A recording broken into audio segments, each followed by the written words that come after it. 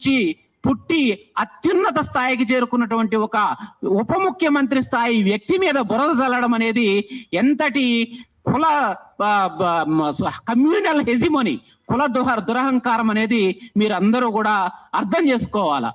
అదే విధంగానండి ఇంకొక ఇంపార్టెంట్ విషయం మీకు చెప్తున్నాను.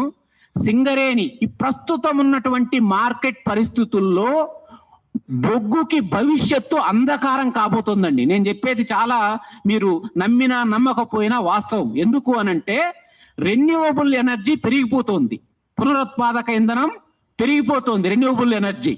థర్మల్ ఎనర్జీని తగ్గించేస్తున్నారు. ఎందుకు?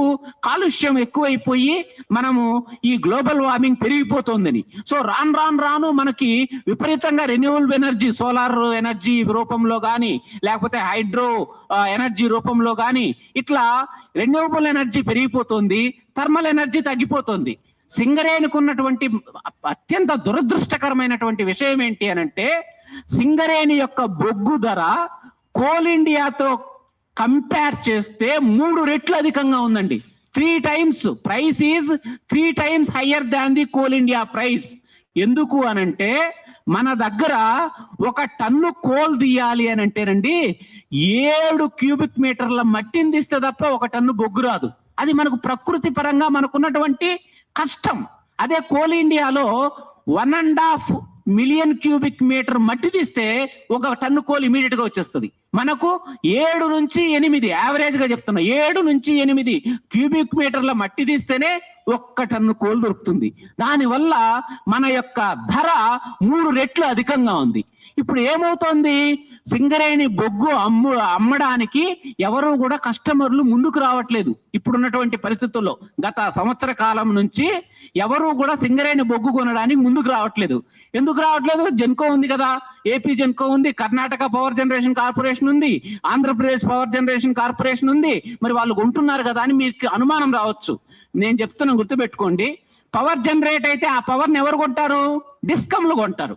డిస్కంలు మీకు తెలుసో తెలీదో, తెలంగాణలో ఉన్నటువంటి డిస్కంలు కూడా టిఎస్ జెన్కో దగ్గర నుంచి పవర్ తీసుకోకుండా ఓపెన్ మార్కెట్ లో పవర్ కొంటున్నాయి డిస్కంలు.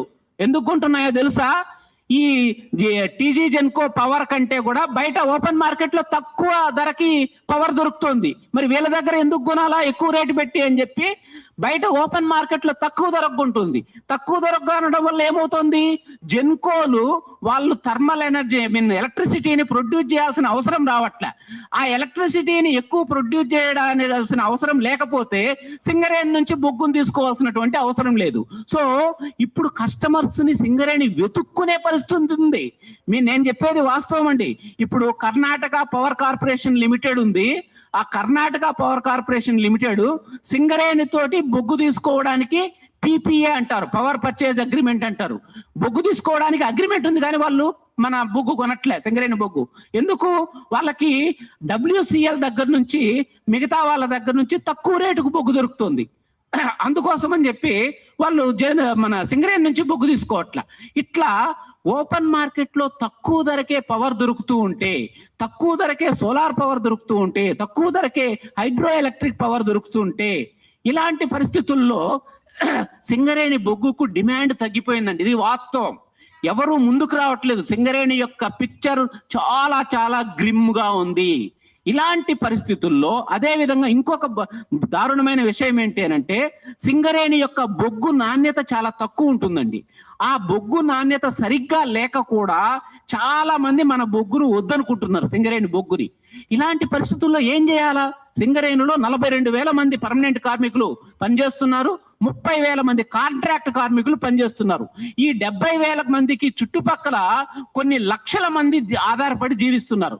మరి వీళ్ళ భవిష్యత్తు అంధకారంలోకి పోయేటువంటి పరిస్థితి వస్తోంది అని తెలిసినటువంటి డిప్యూటీ చీఫ్ మినిస్టర్ బట్టి విక్రమార్క గారు, అదేవిధంగా సింగరేణి మాజీ సిఎండి అయినటువంటి శ్రీ ఎన్ బలరాం IRS గారు, వీళ్ళిద్దరూ కలిసి ఎంత అద్భుతమైనటువంటి సంస్కరణల్ని సింగరేణిలో తీసుకొచ్చారో చెప్తే మీరందరూ కూడా కనుబొమ్మలు పైకి ఎగరేసి ఆశ్చర్యంతో చూస్తారు.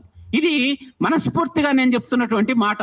బొగ్గుకు డిమాండ్ తగ్గిపోయి when Singareni is going to face A grim picture, అప్పుడు వీళ్ళు ఏం చేశారు అని అంటే రాజస్థాన్ నైని కోల్ బ్లాక్ వెళ్ళి డిప్యూటీ చీఫ్ మినిస్టర్